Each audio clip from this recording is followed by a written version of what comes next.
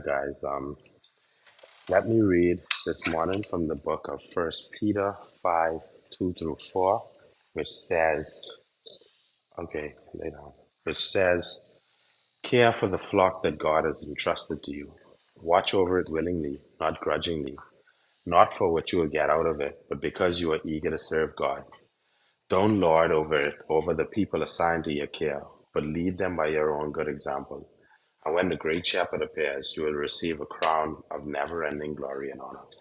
And today, I'm just grateful for God's will, His grace, His mercy. I'm grateful for my flock, I'm grateful for my family, and, you know, um, just grateful for the opportunity to lead. You know, um, this particular verse, I'm assuming that he was speaking to pastors or like, those who were getting involved in the early church.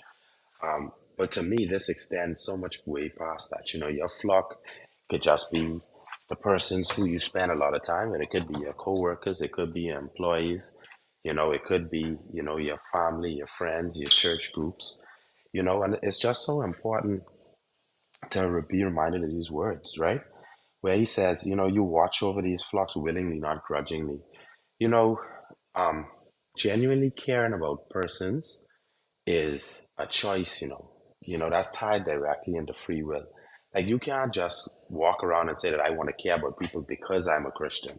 No, you care about people because in your heart you feel like it's the right thing to do. And being a Christian, that allows you to allows that goodness to flow out of your heart. Like that's what it is. We're doing something willingly and not grudgingly, like not because you feel you have to do it because you're a Christian, but you want to do it because you're a Christian you know and like he says, yeah, he says, do it because you eager to serve God, which just reiterates what I just said. Like because that persons are made in God's image, you treat your fellow human beings as though like you doing this to God, you doing this for God. Like you aren't being nice to somebody because you feel as though you're a Christian and that's what you're expected to do. No, you do that because that flows naturally. It should come from it naturally. Um, and what he says is, don't lord over the people assigned to your care. You know what that means as well too. Everyone have free will, you know, and you know sometimes it's best that you let people do what they want to do, so you can see what they rather do. It isn't really up to us to like police persons' lives. And as being Christians, a lot of times like we sort of fall short of that. Like because we should be so excited to let people want to spend eternity with us, um, we tend to, bash their lifestyle or bash what they going through or, sort of convict them because we feel as though we live a certain lifestyle. But technically, like that isn't up to us. They persons have to find their way to God the same way we found our way to God. And not everyone worships the same.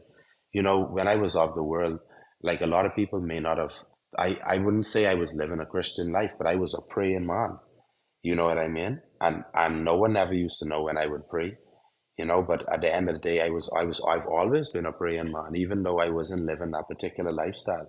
But God draw over time, over years, God draw me closer to Him. So sometimes it's best that you allow people to live their life, live in their truth, and you just pray for them behind closed doors. You pray that God bring them closer to their truth. God bring them closer to you. God, they live in a wayward lifestyle, but at the end of the day, they are, especially if they're adults and they know right from wrong. You don't have to police them. You don't have to lord over them. You could, you could preach to them. You could testify for them, testify to them. You could give them a word, but you can't police them. You can't change their mind even if you wanted to. So at the end of the day, just be mindful of that and continue to keep our brothers and sisters in prayer who will be affected by this hurricane, guys.